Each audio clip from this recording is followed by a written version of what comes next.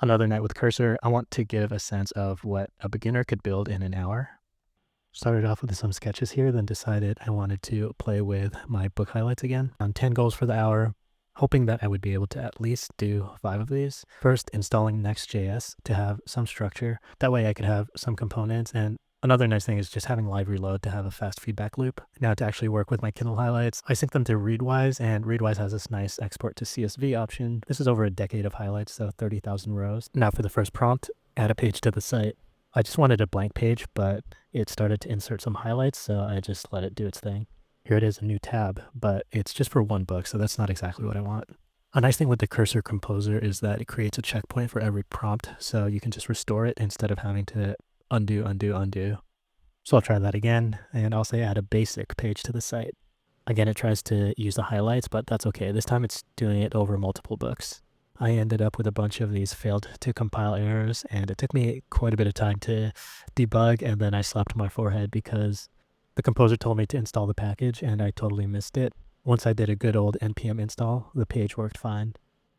Bingo, now we have a list of the highlights, all 30,000 of them, on a single page. Not exactly what I want, but I'll add some tabs for filtered views so it's not loading all of the highlights. Highlights from recent books, highlights where I wrote notes, and then a view of just the books themselves. It needed a couple tweaks, but the tabs did work pretty quickly.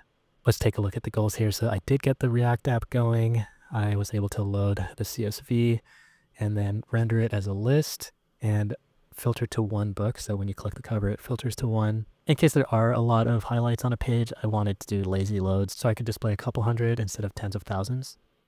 Let's take a look. So yeah, it scrolls to the bottom, 200 highlights. I click to load more, 200 more, load again.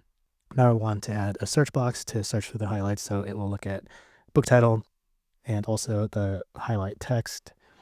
I also want it to start after 3 characters are typed, so it doesn't just give me results if I type the letter A, because I want to feel like I did a little bit of the work here. I did a manual styling change. The text for the highlight is super light gray, so I wanted it to be black. I went in and changed the Tailwind class. Okay, back to my AI overlord. I want to show the book covers. I'll get these from Amazon, but for right now, I want to make sure that I'm not fetching 1,000 book covers. So I'll only show the covers for the search results. It was able to construct this URL to grab the image source. Next, this seemed simple enough. I would click the book cover, and then it would go to the single page for the book and scroll to the particular highlight. This is where things started to fall apart for me a little bit. We needed some way to match that highlight to the highlight on the book page. So it was trying to construct this ID. It took me a few different tries. Eventually I did get it working, but it bumped me over the hour. It took probably like half an hour to debug this. Tried a bunch of different prompts, eventually realized I needed to direct it to use the location ID. That's part of the highlight schema. Then continuing beyond the hour, I wanted to add this calendar view. It didn't quite work right off the bat, so I went back to just starting with adding a blank tab. That was running into some issues. Eventually I did at least get to this where the highlights are grouped by month and they can be collapsed and expanded.